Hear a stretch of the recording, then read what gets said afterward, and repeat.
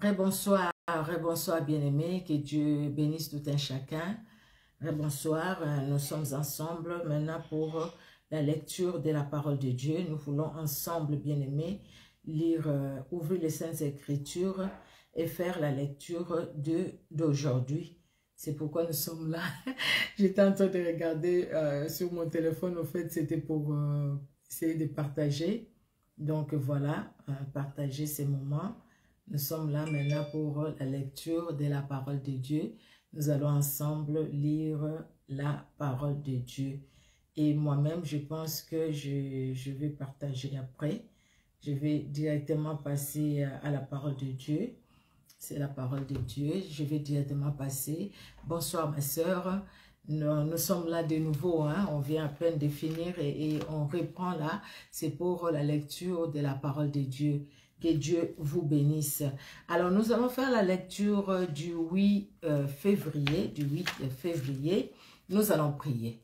Merci Seigneur Jésus-Christ pour ce temps que tu nous accordes de nouveau pour la lecture de ta parole. Daigne Seigneur, bénis ces moments dans les noms puissants de Jésus-Christ et que le Saint-Esprit Seigneur nous parle au travers de ta parole. Au nom de Jésus. Amen. Amen. Nous allons lire la parole de Dieu et après, moi, je pourrai partager, même après, il n'y a pas de problème. Alors, nous allons lire pour le 8 février, Genèse 41, Job 7, Marc 11, Psaume 31, de 9 à 18 et Proverbe 8, de 12 à 13. Nous commençons par Genèse 41. Au bout de 2 ans, Pharaon eut un songe. Voici, il se tenait près du fleuve. Et voici 7 vaches belles à voir et grasses de chair montèrent hors du fleuve et se mirent à paître dans la prairie. 7 autres vaches laides à voir et maigres de chair montèrent derrière elles hors du fleuve et se tinrent à leur côté sur le bord du fleuve. Les vaches laides à voir et maigres de chair mangèrent les 7 vaches belles à voir et grasses de chair. Et Pharaon s'éveilla. Il se rendormit et eut un second songe. Voici 7 épis gras et beaux montèrent sur une même tige. Et 7 épis maigres et brûlés par le vent d'Orient poussèrent après eux. Les épis maigres engloutirent les 7 épis gras et pleins. Et Pharaon s'éveilla, voilà le songe. Le matin, Pharaon eut l'esprit agité et il fit appeler tous les magiciens et tous les sages de l'Égypte. Il leur raconta ses songes, mais personne ne put les expliquer à Pharaon. Alors le chef des échansons prit la parole et dit à Pharaon, « Je vais rappeler aujourd'hui les souvenirs de ma faute. Pharaon s'était irrité contre ses serviteurs et il m'avait fait mettre en prison dans la maison du chef des gardes, moi et le chef des panetiers. Nous eûmes l'un et l'autre un songe dans une même nuit et chacun de nous reçut une explication en rapport avec les songes qu'il avait eus. Il y avait là avec nous un jeune hébreu, esclave du chef des gardes. Nous lui racontâmes nos songes et il nous les expliqua. Les choses sont arrivées selon l'explication qu'il nous avait donnée. Pharaon me rétablit dans ma charge et il fit pendre le chef des panetiers. Pharaon fit appeler Joseph. On les fit sortir en hâte de prison. Il se rasa, changea de vêtements et se rendit vers Pharaon. Pharaon dit à Joseph, « J'ai eu un songe. Personne ne peut l'expliquer. Et j'ai appris que tu expliques un songe après l'avoir entendu. » Joseph répondit à Pharaon en disant, « Ce n'est pas moi, c'est Dieu qui donnera une réponse favorable à Pharaon. » Pharaon dit alors à Joseph, « Dans mon songe, voici je me tenais sur le bord du fleuve, et voici 7 vaches grasses de chair et belles d'apparence montèrent hors du fleuve, et se mirent à paître dans la prairie. 7 autres vaches montèrent derrière elles, maigres. Cette autre, je me suis perdue. 7 autres vaches montèrent derrière elles, maigres, fort laides d'apparence et décharnées, Je n'en ai point vu d'aussi laide dans tous les pays d'Égypte. Les vaches décharnées et laides mangèrent les 7 premières vaches qui étaient grasses. Elles les engloutirent dans leur ventre sans qu'on s'aperçoive qu'elles y étaient entrées. Et leur apparence était laide comme auparavant. Et je me veillais. Je vis encore en songe 7 épis pleins et beaux qui montèrent sur une même tige, et 7 épis vides, maigres, brûlés par le vent d'Orient, poussèrent après eux. Les épis maigres engloutirent les 7 beaux épis et engloutirent les 7 beaux épis. Je l'ai dit aux magiciens, mais personne ne m'a donné l'explication. Joseph dit à Pharaon, « Ce qui a songé Pharaon est une seule chose. Dieu a fait connaître à Pharaon ce qu'il va faire. Les 7 vaches belles sont cette année, et les 7 épis beaux sont cette année. C'est un seul songe. Les 7 vaches décharnées et laides qui montaient derrière les premières sont cette année. Et les 7 épis vides brûlés par le vent d'Orient seront cette année des famines. Ainsi, comme je viens de le dire à Pharaon, Dieu a fait connaître à Pharaon ce qu'il va faire. Voici, il y aura cette année de grande abondance dans tous les pays d'Égypte. Cette année de famines viendront après elle. Et l'on oubliera toute cette abondance au pays d'Égypte. Et la famine consumera le pays. Cette famine qui suivra cette si forte qu'on ne s'apercevra plus de l'abondance dans le pays. Si Pharaon a vu les songes se répéter une seconde fois, c'est que la chose est arrêtée de la part de Dieu et que Dieu s'est hâtera de l'exécuter. Maintenant que Pharaon choisisse un homme intelligent et sage, qu'il les mette à la tête du pays d'Égypte, que Pharaon établisse des commissaires sur le pays pour lever un 5e des récoltes de l'Égypte pendant les 7 années d'abondance. Qu'il rassemble tous les produits de ces bonnes années qui vont venir, qu'il fasse sous l'autorité de Pharaon des amas de blé, des approvisionnements dans les villes et qu'ils en aient la garde. Ces provisions seront en réserve pour les pays, pour les 7 années de famine qui arriveront dans les pays d'Égypte, afin que le pays ne soit pas consumé par la famine. Ces paroles plurent à Pharaon et à tous ses serviteurs. Et Pharaon dit à ses serviteurs, « Trouverions-nous un homme comme celui-ci ayant en lui l'esprit de Dieu ?» Dieu t'a fait connaître toutes ces choses. Il n'y a personne qui soit aussi intelligent et aussi sage que toi. Je t'établis sur ma maison et tout mon peuple obéira à tes ordres. Le trône seul m'élèvera au-dessus de toi. Pharaon dit à Joseph, « Vois, je te donne les commandements de tous les pays d'Égypte. » Pharaon ôta son anneau de la main et le mit à la main de Joseph. Il les revêtit d'habits de fin lin et lui mit un collier d'or au cou. Il les fit monter sur les chars qui suivaient les siens et l'on criait devant lui à genoux. C'est ainsi que Pharaon lui donna les commandements de tous les pays d'Égypte. Il dit encore à Pharaon, « Je suis Pharaon, et sans toi, personne... » Il dit encore à Joseph, pardon, le verset 44, il dit encore à Joseph, « Je suis Pharaon, et sans toi, personne ne lèvera la main ni les pieds dans tous les pays d'Égypte. » Pharaon appela Joseph du nom de Tchaphnath-Paneach. Il lui donna pour femme Asnath, fille de Potiphéra, prêtre d'On. Et Joseph partit pour visiter les pays d'Égypte. Joseph était âgé de 30 ans lorsqu'il se présenta devant Pharaon. Lorsqu'il se présenta devant Pharaon, roi d'Égypte. Et il quitta Pharaon et parcourut tous les pays d'Égypte. Pendant les 7 années de fertilité, la terre rapporta abondamment. Joseph rassembla tous les produits de ces 7 années dans les pays d'Égypte. Il fit des approvisionnements dans les villes, mettant dans l'intérieur de chaque ville des productions du champ d'alentour. Joseph amassa du blé comme les sables de la mer, en quantité si considérable que l'on cessa de compter, parce qu'il n'y en avait plus de, parce qu'il n'y avait plus de nombre. Avant les années de famine, il naquit à Joseph 2 fils, que lui enfanta Asnath, fille de Potiphéra, prêtre d'On. Joseph donna au premier-né le nom de Manassé, car dit-il, Dieu m'a fait oublier toutes mes peines et toute la maison de mon père. Et il donna au second le nom d'Éphraïm, car dit-il, Dieu m'a rendu fécond dans le pays de mon affliction. Les 7 années d'abondance qu'il y eut au pays d'Égypte s'écoulèrent.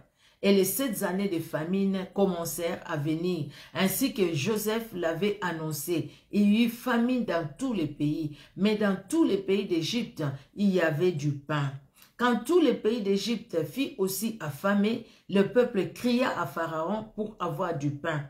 Pharaon dit à tous les Égyptiens, allez vers Joseph et faire ce qu'il vous dira. La famine régnait dans tous les pays. Joseph ouvrit tous les lieux d'approvisionnement et vendit du blé aux Égyptiens. La famine augmentait dans les pays d'Égypte et de tous les pays on arrivait en Égypte pour acheter du blé auprès de Joseph, car la famine était forte dans tout le pays. Amen, amen. Nous allons passer au deuxième passage. Au fait, c'est Job 7. Job, le chapitre 7. L'essor de l'homme sur la terre est celui d'un soldat et ses jours sont ceux d'un mercenaire. Comme l'esclave soupire après l'ombre, comme l'ouvrier attend son salaire, ainsi j'ai pour partage de moi des douleurs, j'ai pour mon lot de nuits de souffrances. Je me couche et je dis, quand me lèverai-je? Quand finira la nuit? Et je suis rassasié d'agitation jusqu'au point du jour. Mon corps se couvre de verre et d'une croûte terreuse. Ma peau se crévasse et se dissout. Mes jours sont plus rapides que la navette du tisserand. Ils s'évanouissent, plus d'espérance.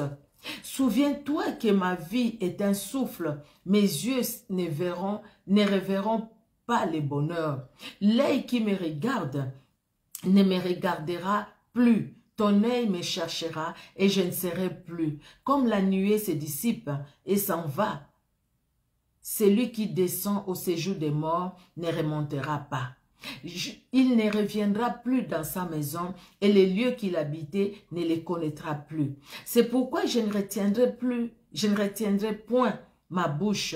Je parlerai dans l'angoisse de mon cœur, je me plaindrai dans l'amertume de mon âme.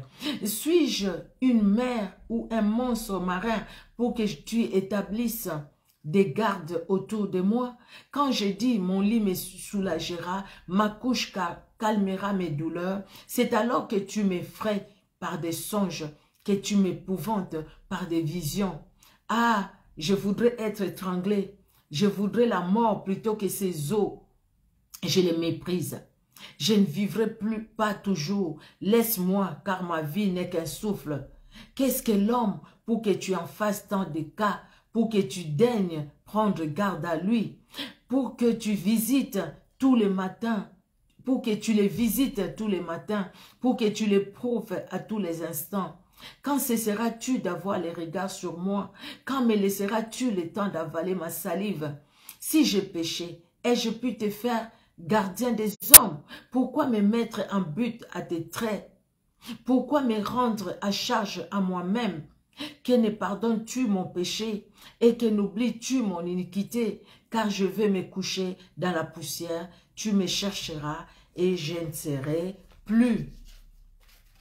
Nous allons aller dans Marc au chapitre 11. Marc chapitre 11. Nous lisons au nom de Jésus-Christ de Nazareth. Lorsqu'ils s'approchèrent de Jérusalem et qu'ils furent près des Bethphagée Et de Béthanie, vers la montagne des Oliviers, Jésus envoya 2 de ses disciples en leur disant, « Allez au village qui est devant vous. Dès que vous y serez entrés, vous trouverez un anneau attaché sur lequel aucun homme ne s'est encore assis. Détachez-le et amenez-le. Si quelqu'un vous dit, pourquoi faites-vous cela? Répondez, le Seigneur en a besoin. Et à l'instant, il les laissera venir ici. » Les disciples étant allés, trouvèrent l'anneau attaché dehors, près d'une porte, au contour du chemin, et ils le détachèrent. Quelqu'un de ceux qui étaient là leur dit, « Que faites-vous? Pourquoi détachez-vous cet anneau ?» Ils répondirent comme Jésus l'avait dit, et on les laissa aller.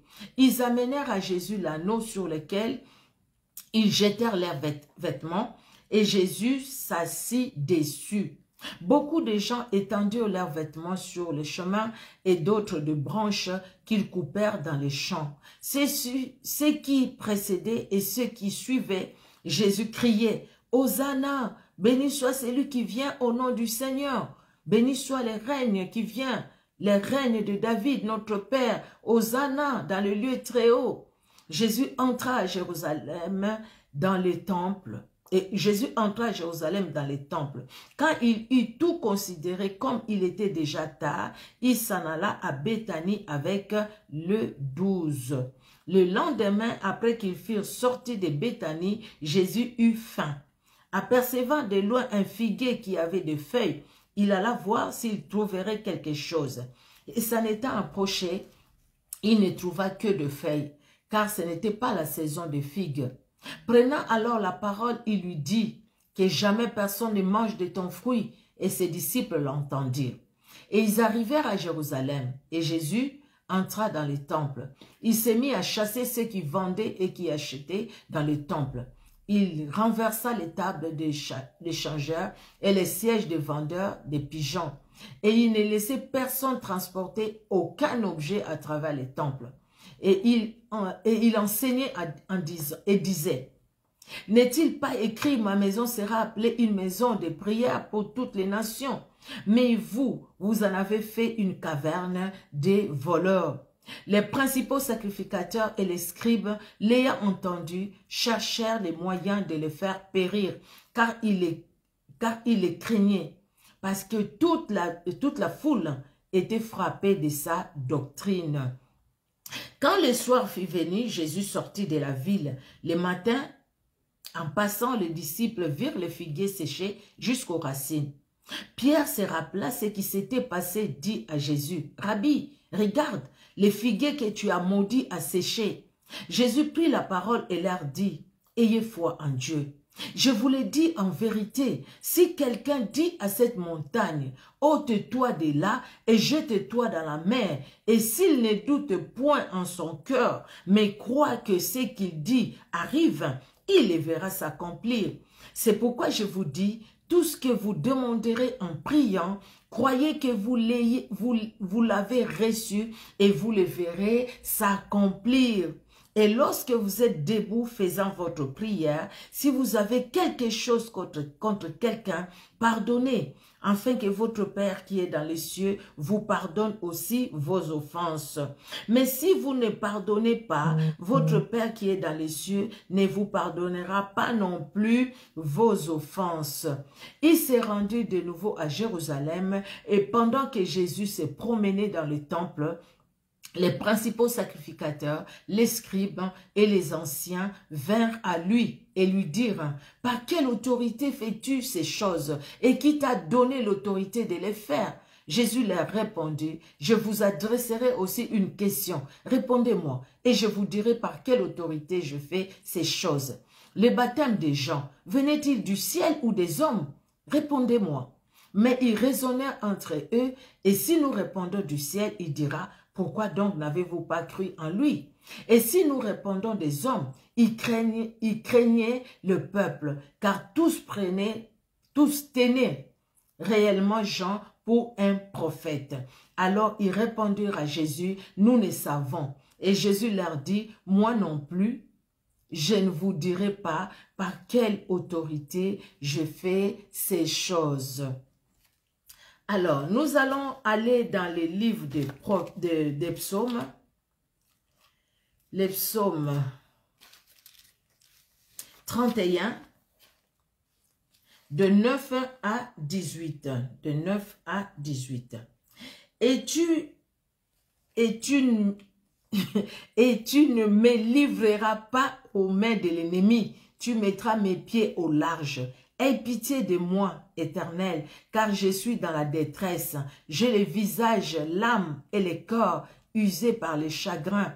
Ma vie se consume dans la douleur et mes années dans les soupirs. Ma force est épuisée à cause de mon iniquité et mes os dépérissent. Tous mes adversaires m'ont rendu un objet d'opprobre, des grands opprobres pour mes voisins et des terreurs pour mes amis. Ceux qui me voient dehors s'enfuient loin de moi. Je suis oublié de cœur comme un mort, je suis comme un vase brisé. J'apprends les mauvais propos de plusieurs, l'épouvante qui règne alentour. Quand ils se concertent ensemble contre moi, ils complotent de m'ôter la vie. Mais en toi, jusqu'à 18. Mais en toi, je me confie, ô Éternel. J'ai dit, tu es mon Dieu.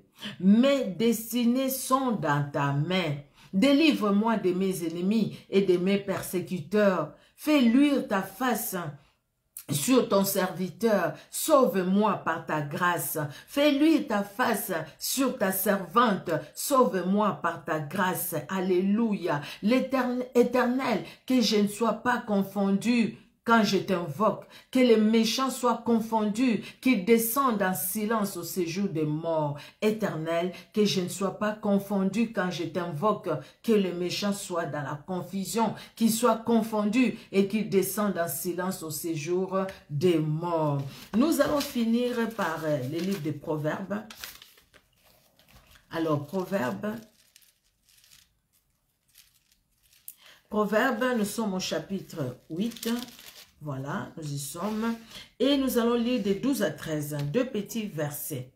Moi, la sagesse, j'ai pour demeure le discernement, et je possède la science de la réflexion. La crainte de l'Éternel, c'est la haine du mal, l'arrogance et l'orgueil, la voix du mal et la bouche perverse, voilà ce que je hais.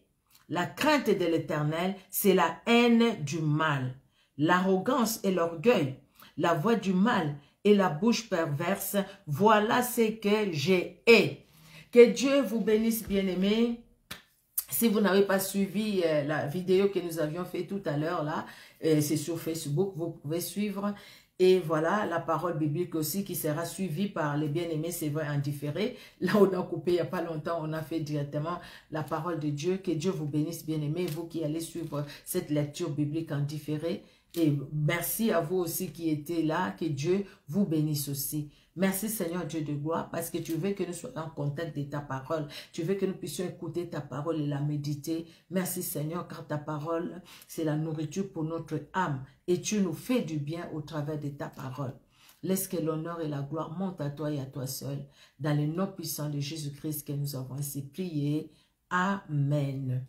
Amen, amen. Que Dieu vous bénisse. On se donne rendez-vous demain pour la lecture de Dieu, pour la lecture de la parole de Dieu. La lecture de la parole de Dieu, j'allais dire, pas la lecture de Dieu, la lecture de la parole de Dieu. Et Dieu, on les connaît aussi au travers de sa parole. Il se révèle à nous par sa parole. Soyez richement bénis au nom de Jésus-Christ. Au revoir.